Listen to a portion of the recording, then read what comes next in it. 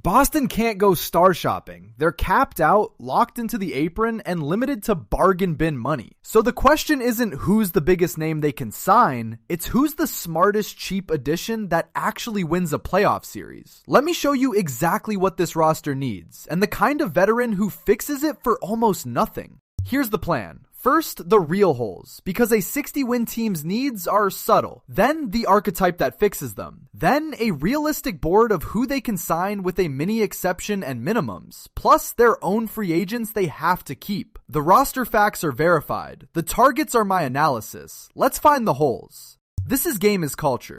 Quick thing first, if you like free agency broken down by fit and not just hype, subscribe. It's free and it helps a ton. Now the holes. The holes in a 56-win team. When a team is this good, the needs are about the playoffs, not the regular season. And Boston's season exposed exactly one thing: depth. They survived a Tatum injury all year, but in a 7-game series against the 76ers, the lack of a reliable, physical big and a proven third wing finally caught up to them. Neemias Queta was excellent as the starting center, but behind him, it got thin in a hurry. So the needs are specific. 1. Front court depth. A backup big who can hold up for 20 playoff minutes if Queta sits or gets in foul trouble. 2. A veteran wing who can defend and shoot. The kind of body you throw at a scorer in May. And 3. Simple insurance. Because a team that lost its best player for a year knows exactly how fast a season can go sideways. The archetype that fits. Here's the catch that shapes every target. Boston can only offer pennies, so they're not buying talent, they're buying fit at a discount. The sweet spot is the top right, a veteran who is cheap and ready for playoff minutes. A guy chasing a ring who'll take the minimum to get one. That player exists every summer. Finding him is the entire job. And the price ceiling is brutal. Their best tool is the taxpayer mid-level, worth only about $5.5 million.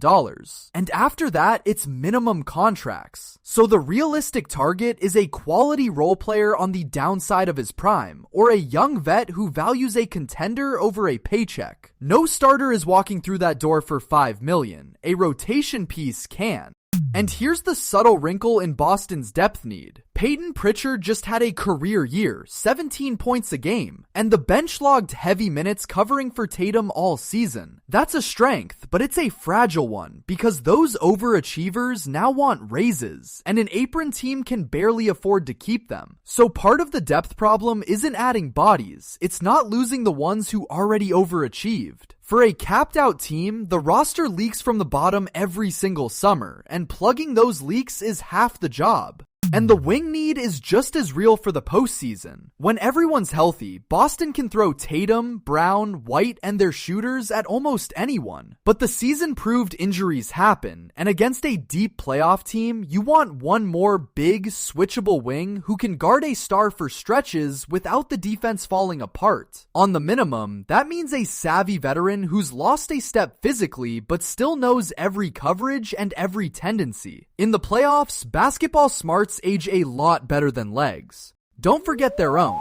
And here's the part people skip. For an apron team, the most valuable free agents are your own, because bird rights let you re-sign them without using a tool you don't have. Boston got a huge year from Peyton Pritchard, and real minutes from a deep bench. Keeping that connective tissue together matters more than any outside name. The first job isn't adding, it's not losing the depth that already overachieved. Quick halftime note. If you want the realistic version of free agency, stick around and subscribe while you're here. It's free. Now, the trap to avoid. And here's the trap a desperate apron team falls into. Spending the precious mini exception on a flashy name with nothing left, or a young scorer who needs the ball this group doesn't have. The disciplined move is a boring, useful veteran, a backup big who rebounds and defends, or a wing who guards and hits open threes. Boring wins playoff series. Flashy fills a bench. And the smartest single target is a backup center. Full stop. Keita was a revelation, but one foul-plagued night against a physical front line and Boston's whole defense wobbles. A reliable veteran big who eats 20 minutes, protects the rim, and doesn't need plays run for him is the cheapest path to a higher playoff ceiling. It's not sexy, it's exactly what cost them in the 76ers series. The verdict.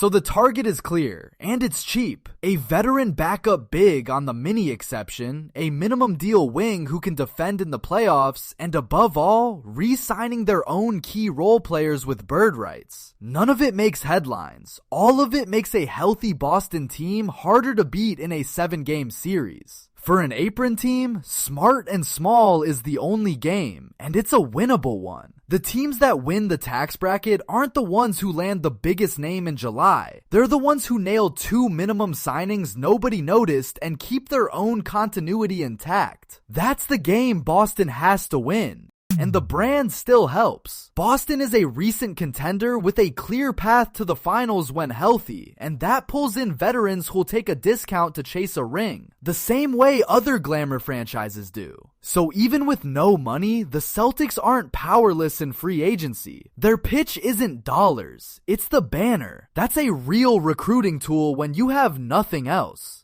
And the math on a minimum signing is better than it sounds. A veteran who gives you 18 smart, physical playoff minutes a night for the league minimum is one of the best value contracts in the entire sport. Boston doesn't need that player to be a star, or even a starter. They need him to be exactly good enough that the rotation doesn't crater when a starter rests or tweaks an ankle. That's a low bar. It's the difference between a deep team and a fragile one, and the right veteran clears it every July.